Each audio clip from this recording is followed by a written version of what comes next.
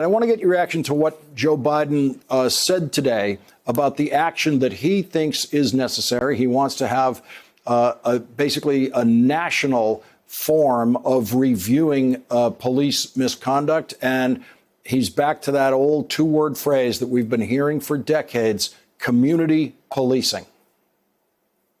Well, thank you for having me on, and I appreciate that. I think the vice president's words today were so critically important.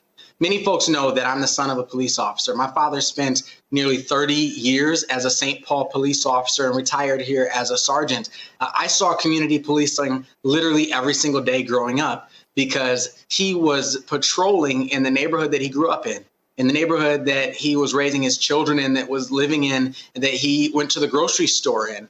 And there's a level of just community policing, of community accountability that exists when you live among the people who you're serving. And I would see him helping people. I would see him using his badge and uniform as sort of a cape that would be sort of a superhero, as we'd be in the house at midnight and someone would call and say, I'm only surrendering myself to Sergeant Carter. And he'd jump up and go make that arrest safely.